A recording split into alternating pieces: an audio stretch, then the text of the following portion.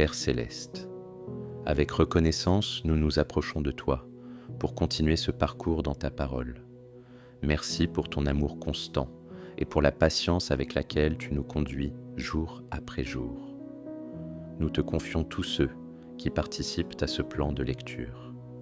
Que ta paix garde nos cœurs, que ta lumière éclaire nos esprits et que ta présence nous fortifie dans notre foi. Alors que nous allons lire ta parole, parlons-nous.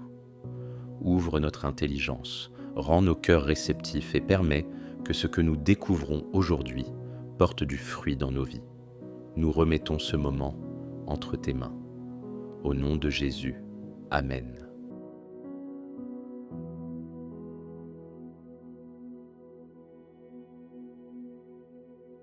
Exode, chapitre 26. Tu feras le tabernacle de 10 tapis de fin lin retors et d'étoffe teinte en bleu, en pourpre et en cramoisi.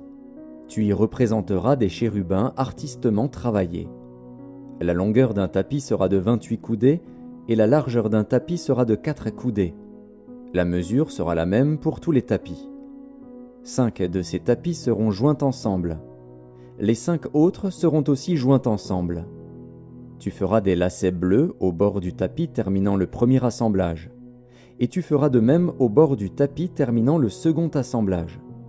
Tu mettras 50 lacets au premier tapis, et tu mettras 50 lacets au bord du tapis terminant le second assemblage. Ces lacets se correspondront les uns aux autres. Tu feras 50 agrafes d'or, et tu joindras les tapis l'un à l'autre avec les agrafes. Et le tabernacle formera un tout. Tu feras des tapis de poil de chèvre pour servir de tente sur le tabernacle. Tu feras 11 de ces tapis. La longueur d'un tapis sera de 30 coudées et la largeur d'un tapis sera de 4 coudées. La mesure sera la même pour les 11 tapis. Tu joindras séparément 5 de ces tapis et les 6 autres séparément, et tu redoubleras le 6e tapis sur le devant de la tente. Tu mettras 50 lacets au bord du tapis terminant le premier assemblage et 50 lacets au bord du tapis du second assemblage. Tu feras 50 agrafes d'airain et tu feras entrer les agrafes dans les lacets. Tu assembleras ainsi la tente, qui fera un tout. Comme il y aura du surplus dans les tapis de la tente, la moitié du tapis de reste retombera sur le derrière du tabernacle. La coudée d'une part et la coudée d'autre part, qui seront de reste sur la longueur des tapis de la tente, retomberont sur les 2 côtés du tabernacle pour le couvrir. Tu feras pour la tente une couverture de peau de bélier teinte en rouge et une couverture de peau de dauphin par-dessus. Tu feras des planches pour le tabernacle. Elles seront de bois d'acacia, placées debout. La longueur d'une planche sera de 10 coudées et la largeur d'une planche sera d'1 coudée et demie. Il y aura à chaque planche 2 tenons joints l'un à l'autre. Tu feras de même pour toutes les planches du tabernacle. Tu feras 20 planches pour le tabernacle, du côté du midi. Tu mettras 40 bases d'argent sous les 20 planches, 2 bases sous chaque planche pour ces 2 tenons. Tu feras 20 planches pour le second côté du tabernacle, le côté du nord, et leurs 40 bases d'argent, 2 bases sous chaque planche. Tu feras 6 planches pour le fond du tabernacle, du côté de l'occident. Tu feras 2 planches pour les angles du tabernacle, dans le fond. Elles seront doubles depuis le bas et bien liées à leur sommet par un anneau. Il en sera de même pour toutes les 2, placées aux 2 angles. Il y aura ainsi 8 planches avec leurs bases d'argent, soit 16 bases, 2 bases sous chaque planche. Tu feras 5 barres de bois d'acacia pour les planches de l'un des côtés du tabernacle, 5 barres pour les planches du second côté du tabernacle, et 5 barres pour les planches du côté du tabernacle formant le fond vers l'occident. La barre du milieu traversera les planches d'une extrémité à l'autre. Tu couvriras d'or les planches, et tu feras d'or leurs anneaux qui recevront les barres, et tu couvriras d'or les barres. Tu dresseras le tabernacle d'après le modèle qui t'est montré sur la montagne. Tu feras un voile bleu, pourpre et cramoisi, et de fin lin retors. Il sera artistement travaillé, et l'on y représentera des chérubins. Tu le mettras sur 4 colonnes d'acacia, couvertes d'or. Ces colonnes auront des crochets d'or, et poseront sur 4 bases d'argent. Tu mettras le voile au-dessous des agrafes, et c'est là en dedans du voile, que tu feras entrer l'arche du témoignage. Le voile vous servira de séparation entre le lieu saint et le lieu très saint. Tu mettras le propitiatoire sur l'arche du témoignage dans le lieu très saint. Tu mettras la table en dehors du voile et le chandelier en face de la table, au côté méridional du tabernacle. Et tu mettras la table au côté septentrional. Tu feras pour l'entrée de la tente un rideau bleu, pourpre et cramoisi et de fin lin retors. Ce sera un ouvrage de broderie. Tu feras pour le rideau 5 colonnes d'acacia et tu les couvriras d'or. Elles auront des crochets d'or, et tu fondras pour elles 5 bases d'airain.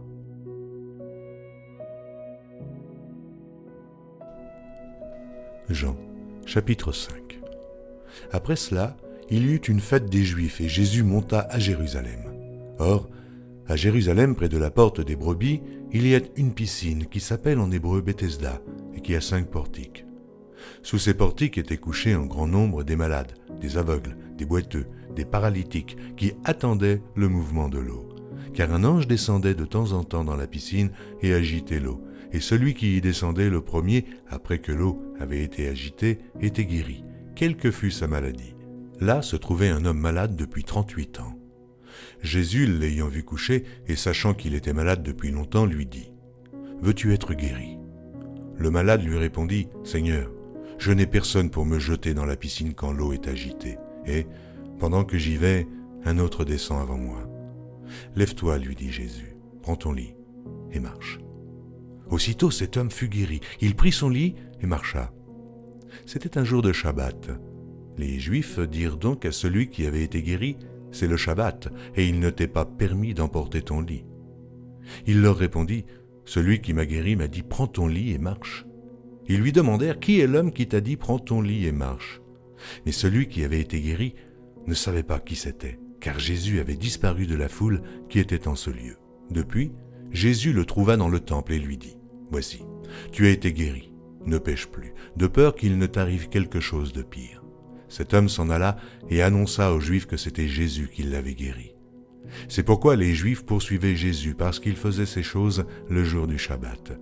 Mais Jésus leur répondit : « Mon Père agit jusqu'à présent, moi aussi j'agis. » À cause de cela, les Juifs cherchaient encore plus à le faire mourir, non seulement parce qu'il violait le sabbat, mais parce qu'il appelait Dieu son propre Père, se faisant lui-même égal à Dieu. Jésus reprit donc la parole et leur dit : « En vérité, je vous le dis, le Fils ne peut rien faire de lui-même, il ne fait que ce qu'il voit faire au Père. Et tout ce que le Père fait, le Fils aussi le fait pareillement. Car le Père aime le Fils et lui montre tout ce qu'il fait, et il lui montrera des œuvres plus grandes que celles-ci, afin que vous soyez dans l'étonnement. Car, comme le Père ressuscite les morts et donne la vie, ainsi le Fils donne la vie à qui il veut. Le Père ne juge personne, mais il a remis tout jugement au Fils, afin que tous honorent le Fils comme ils honorent le Père. Celui qui n'honore pas le Fils n'honore pas le Père qui l'a envoyé. En vérité, je vous le dis, celui qui écoute ma parole et qui croit à celui qui m'a envoyé a la vie éternelle, et ne vient point en jugement, mais il est passé de la mort à la vie. En vérité, je vous le dis, l'heure vient, et elle est déjà venue où les morts entendront la voix du Fils de Dieu, et ceux qui l'auront entendu vivront. Car comme le Père a en lui-même la vie, il a donné au Fils d'avoir la vie en lui-même. Et il lui a donné le pouvoir de juger parce qu'il est le Fils de l'homme. Ne vous étonnez pas de cela, car l'heure vient où tous ceux qui sont dans les sépulcres entendront sa voix et en sortiront. Ceux qui auront fait le bien ressusciteront pour la vie, mais ceux qui auront fait le mal ressusciteront pour le jugement. Je ne puis rien faire de moi-même. Selon que j'entends, je juge, et mon jugement est juste, parce que je ne cherche pas ma volonté, mais la volonté de celui qui m'a envoyé. Si c'est moi qui rends témoignage de moi-même, mon témoignage n'est pas vrai. Il y en a un autre qui rend témoignage de moi, et je sais que le témoignage qu'il rend de moi est vrai. Vous avez envoyé vers Jean, et il a rendu témoignage à la vérité. Pour moi, ce n'est pas d'un homme que je reçois le témoignage, mais je dis ceci afin que vous soyez sauvés. Jean était la lampe qui brûle et qui luit, et vous avez voulu vous réjouir 1 heure à sa lumière. Moi, j'ai un témoignage plus grand que celui de Jean, car les œuvres que le Père m'a donné d'accomplir Ces œuvres mêmes que je fais témoignent de moi, que c'est le Père qui m'a envoyé. Et le Père qui m'a envoyé a rendu lui-même témoignage de moi. Vous n'avez jamais entendu sa voix, et vous n'avez point vu sa face, et sa parole ne demeure point en vous, parce que vous ne croyez pas à celui qui l'a envoyé. Vous sondez les Écritures parce que vous pensez avoir en elles la vie éternelle. Ce sont elles qui rendent témoignage de moi. Et vous ne voulez pas venir à moi pour avoir la vie. Je ne tire pas ma gloire des hommes, mais je sais que vous n'avez point en vous l'amour de Dieu. Je suis venu au nom de mon Père, et vous ne me recevez pas. Si un autre vient en son propre nom, vous le recevez. Comment pouvez-vous croire, vous qui tirez votre gloire les uns des autres, et qui ne cherchez point la gloire qui vient de Dieu seul? Ne pensez pas que moi, je vous accuserai devant le Père. Celui qui vous accuse, c'est Moïse, en qui vous avez mis votre espérance. Car si vous croyez Moïse, vous me croiriez aussi, parce qu'il a écrit de moi. Mais si vous ne croyez pas à ses écrits, comment croirez-vous à mes paroles?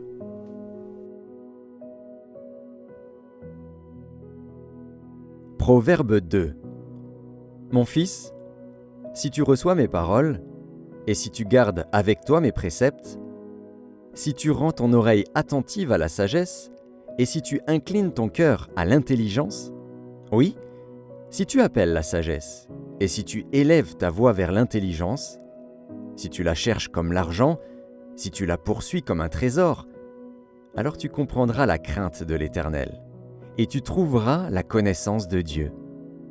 Car l'Éternel donne la sagesse. De sa bouche sortent la connaissance et l'intelligence. Il tient en réserve le salut pour les hommes droits, un bouclier pour ceux qui marchent dans l'intégrité, en protégeant les sentiers de la justice et en gardant la voie de ses fidèles. Alors tu comprendras la justice, l'équité, la droiture, toutes les routes qui mènent au bien. Car la sagesse viendra dans ton cœur, et la connaissance fera les délices de ton âme. La réflexion veillera sur toi, l'intelligence te gardera, pour te délivrer de la voie du mal, de l'homme qui tient des discours pervers, de ceux qui abandonnent les sentiers de la droiture, afin de marcher dans des chemins ténébreux, qui trouvent de la jouissance à faire le mal, qui mettent leur plaisir dans la perversité, qui suivent des sentiers détournés et qui prennent des routes tortueuses. Pour te délivrer de la femme étrangère, de l'étrangère qui emploie des paroles doucereuses, qui abandonne l'ami de sa jeunesse et qui oublie l'alliance de son Dieu. Car sa maison penche vers la mort, et sa route mène chez les morts. Aucun de ceux qui vont à elle ne revient et ne retrouve les sentiers de la vie. Tu marcheras ainsi dans la voie des gens de bien, tu garderas les sentiers des justes. Car les hommes droits habiteront le pays, les hommes intègres y resteront. Mais les méchants seront retranchés du pays, les infidèles en seront arrachés.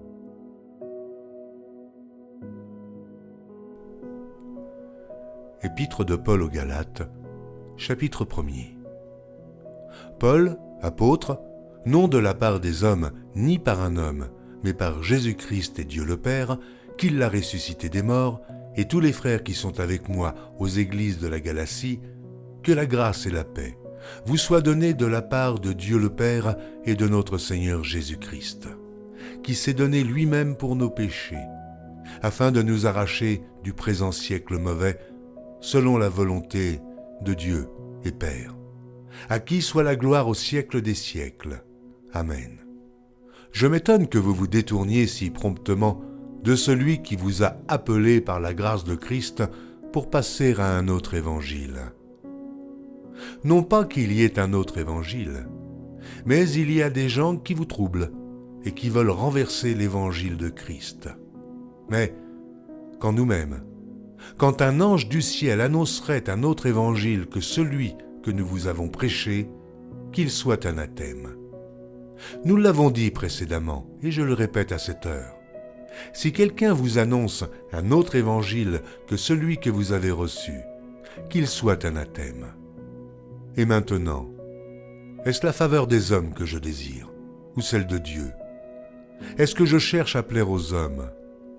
Si je plaisais encore aux hommes, je ne serai pas serviteur de Christ. Je vous déclare, frères, que l'évangile qui a été annoncé par moi n'est pas de l'homme. Car je ne l'ai ni reçu, ni appris d'un homme, mais par une révélation de Jésus-Christ. Vous avez su, en effet, quelle était autrefois ma conduite dans le judaïsme, comment je persécutais à outrance et ravageais l'Église de Dieu, et comment j'étais plus avancé dans le judaïsme que beaucoup de ceux de mon âge et de ma nation, étant animé d'un zèle excessif pour les traditions de mes pères. Mais lorsqu'il plut à celui qui m'avait mis à part dès le sein de ma mère et qui m'a appelé par sa grâce, de révéler en moi son Fils, afin que je l'annonçasse parmi les païens. Aussitôt, je ne consultais ni la chair, ni le sang, et je ne montai point à Jérusalem vers ceux qui furent apôtres avant moi. Mais je partis pour l'Arabie, puis je revins encore à Damas. 3 ans plus tard, je montai à Jérusalem pour faire la connaissance de Céphas, et je demeurai 15 jours chez lui. Mais je ne vis aucun autre apôtre, si ce n'est Jacques, le frère du Seigneur. Dans ce que je vous écris, voici, devant Dieu, je ne mens point. J'allai ensuite dans les contrées de la Syrie et de la Cilicie. Or j'étais inconnu de visage aux églises de Judée qui sont en Christ. Seulement, elles avaient entendu dire « Celui qui autrefois nous persécutait annonce maintenant la foi qu'il s'efforçait alors de détruire. » Et elles glorifiaient Dieu à mon sujet.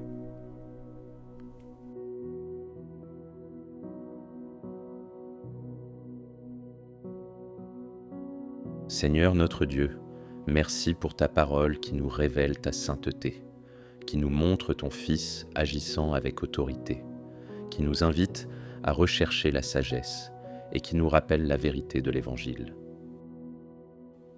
Dans Exode 26, nous avons vu les détails du tabernacle, ce lieu préparé avec soin pour ta présence. Seigneur, rappelle-nous que tu es un Dieu saint et que tu désires habiter au milieu de ton peuple. Dispose nos cœurs à devenir un lieu consacré pour toi. Dans Jean 5, nous avons vu Jésus guérir et affirmer qu'il agit en parfaite union avec le Père.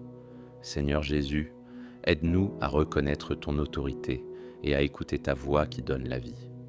Fais-nous passer d'une foi superficielle à une confiance vivante en toi. Dans Proverbe 2, nous avons entendu l'appel à chercher la sagesse comme un trésor précieux. Seigneur, apprends-nous à désirer ta compréhension plus que toute richesse, afin que nos choix soient guidés par ta vérité. Dans Galates 1, nous avons été rappelés à la fidélité envers le véritable évangile, reçu par grâce et non par les œuvres humaines. Seigneur, garde-nous attachés à ta grâce seule et préserve-nous de tout ce qui détourne de Christ. Que ta présence nous transforme, que ta vérité affermisse notre foi et que ta sagesse conduise chacun de nos pas. Au nom de Jésus, Amen.